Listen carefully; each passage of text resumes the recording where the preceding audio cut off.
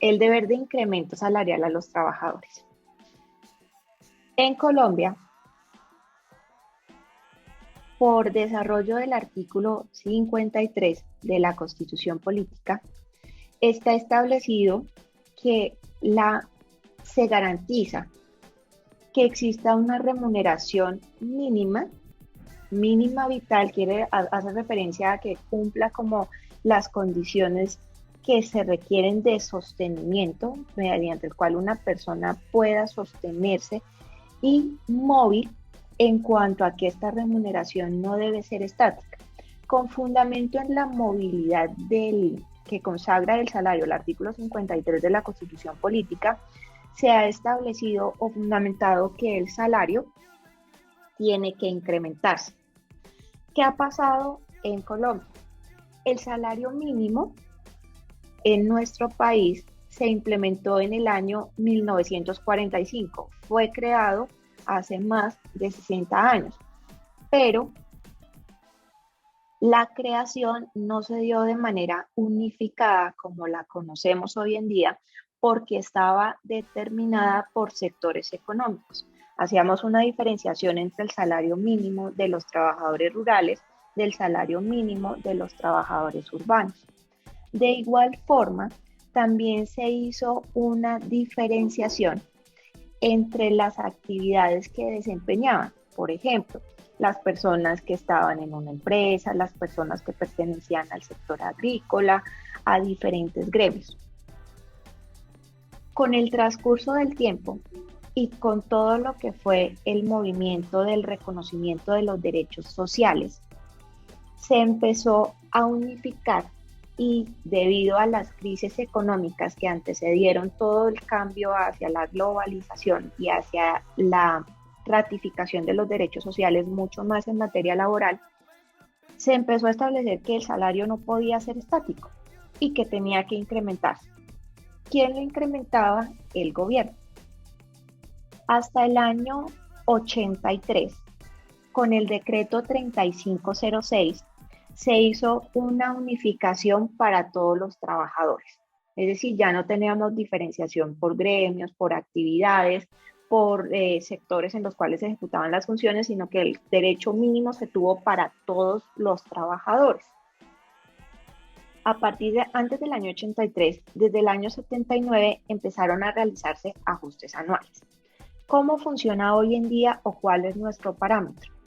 Desde el año 96 funciona la Comisión Permanente de Concertación de Políticas Salariales y Laborales. Ellos se reúnen, ustedes saben, ahorita para diciembre empiezan las reuniones entre el gremio de los empleados, de los empresarios, las centrales de trabajo y el gobierno para concertar cuál va a ser el aumento del salario mínimo para el año siguiente. Si no se logra un acuerdo al 15 de diciembre, pues simplemente el 30 de noviembre el gobierno nacional expide un decreto a través del cual establece cuál va a ser el incremento, y para este incremento pues tiene obviamente en cuenta la inflación. Entonces el incremento del salario mínimo está supeditado a lo que son fenómenos económicos, y adicionalmente está supeditado al índice de precios al consumidor.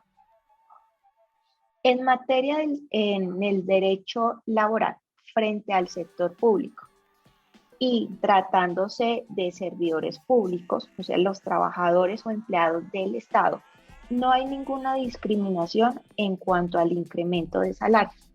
Año a año, las personas que ganan un salario mínimo, a partir del año siguiente, pues obviamente aumenta de acuerdo con el porcentaje que se haya establecido, sea porque lo haya concertado la comisión o sea porque lo haya decretado el gobierno.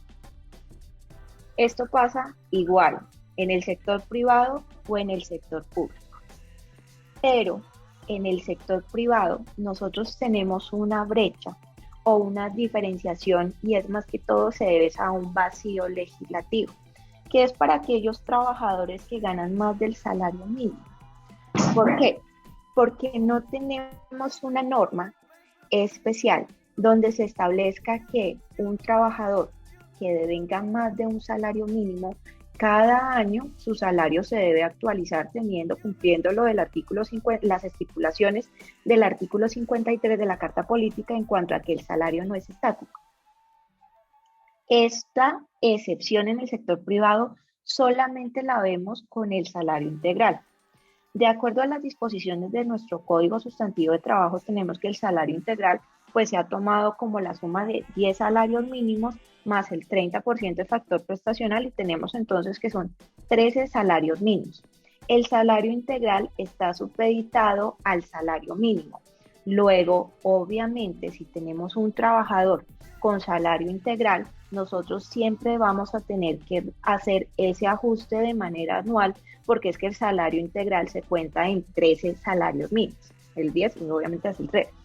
Entonces, si en dado caso ustedes fijaran, ejemplo, una suma en este momento de 12 millones de pesos y resulta que la han mantenido así como salario integral y el salario integral a hoy, los 3 salarios mínimos dan más de los 11 o los 12 millones de pesos, en este momento están ustedes haciendo un desconocimiento y si existiera una reclamación por parte del trabajador, en efecto se le daría la razón porque yo no le estoy reconociendo el salario integral.